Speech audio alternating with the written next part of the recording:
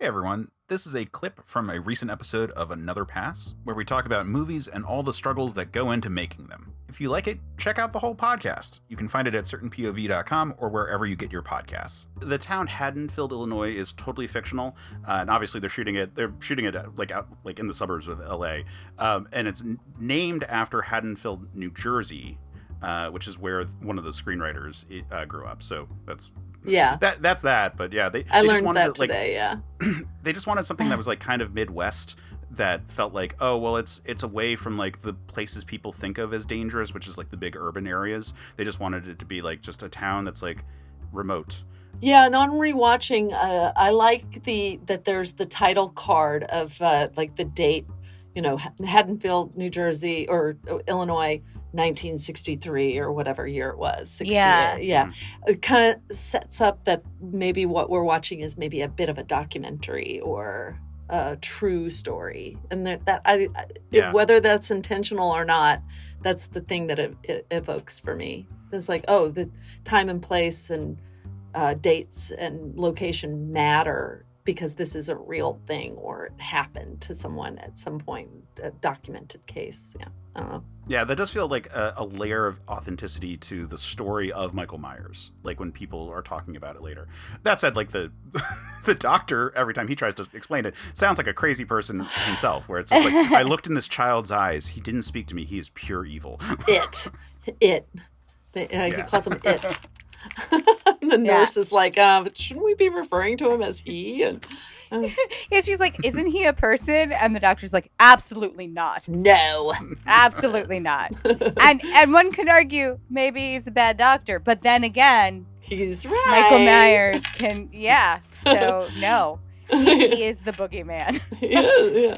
The doctor is absolutely spot on, right? Yeah. So he's spot on, but it like, again, this movie is great, but it definitely was rushed. And once someone points out to you that the doctor really just doesn't need to be there because the sheriff could have been that same part for everything later, it's just like, oh, right, yeah, this is definitely like the first draft because they wrote this movie in 10 days. Like the doctor at no point is like a rational human being about it all. It's just, I mean, I guess in the supposition that there is an actual person who is supernaturally evil, and you're just like taking that in, sure, but it does seem weird from I'm sure there's lots of catatonic people that he's been with. I'm sure there's it just doesn't seem like a good psychiatrist. Yeah.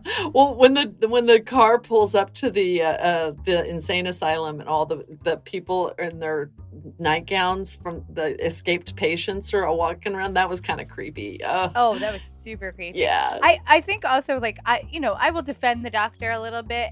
He's seen some shit, clearly. Clearly.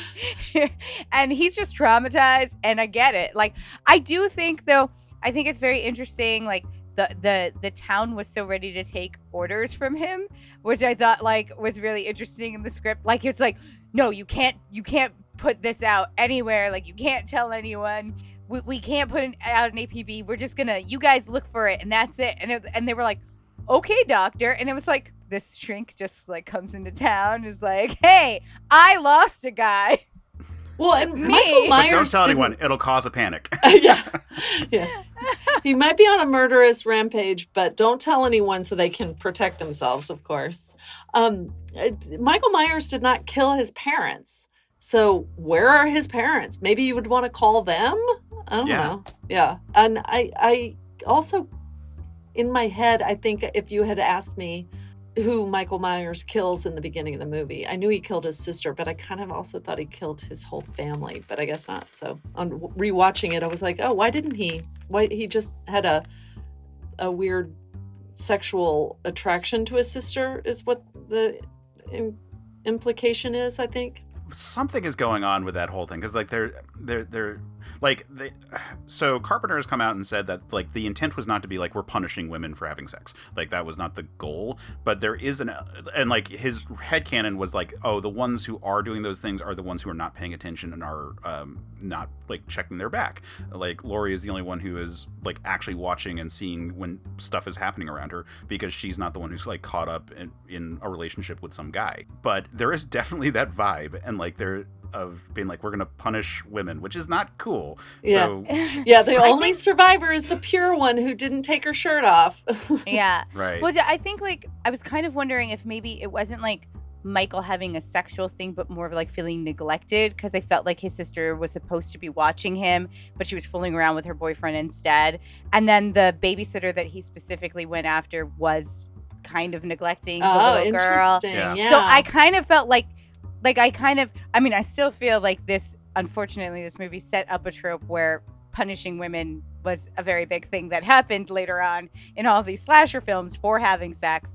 But I do think that in the film itself, I didn't really like necessarily get that vibe. I kind of felt like this was like a neglect kind of thing. Like, you know, you got to pay attention, because like at no point, and I'm so grateful to Mr. Carpenter for this, at no point did I actually think he was going to murder the kids. Right. I know he murdered a few animals. The scene with him murdering a dog was upsetting, but actually very well shot. Fuck that. Very well shot, though. I will give them that. Like the way that they had the dog's legs ease, I was like, oh, that's actually a really nice way of doing it without being too graphic about this and showing us everything. So I appreciated it. And at no point, like even when he was in the house, I kind of felt like his main focus was Lori. Like I didn't feel like the children were out of danger per se. This is a person who's insane, but I kind of just always felt like it was like really like her that he wanted. And so like, you know, like again, like murdering his sister, I never really felt like the little girl in the house was in danger. I felt like her babysitter was, you know. So Yeah. maybe there's something to that, like just like a neglect, kind of like you need to pay attention. That's exactly what Friday the 13th is all about, is that these the campers neglected watching the Jason, and so Jason drowned. So his mother sought revenge, and it's because they were so busy having sex and fooling around and not paying attention to the kids, and her son drowned. And so she was a distraught, grieving mother who decided to kill everyone. Yeah, we have referenced Friday the 13th a few times. We should note that was made in response to the popularity of Halloween. So there's the fact that there's a lot of similarities is to be expected, and the fact that we end up with two similar kind of monolithic murder machines as the franchise faces, just like walking around with white masks and knives, like murdering people, is the white mask didn't happen until Friday the 13th Part 2.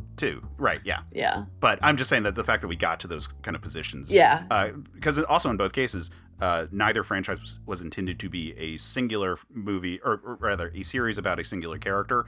In both cases, they were intended to be movies that were about supernatural, scary stuff on the day, tied together by like scary stuff on Halloween would be each Halloween movie was the idea, and then scary stuff on Friday the 13th was going to be each movie was the idea. But in both cases, like the scary murder machine became the thing that was popular. And so you see, like, this is why like Halloween 3 is the one where it's like, oh, it's about witches, and it's like, oh, but that was the attempt to like keep it like its own fresh, like to make it an anthology franchise. And then everyone was like, no, we want Michael Myers, and like bring him back. But what I'm getting at is that Friday the 13th then codifies the tropes that are established.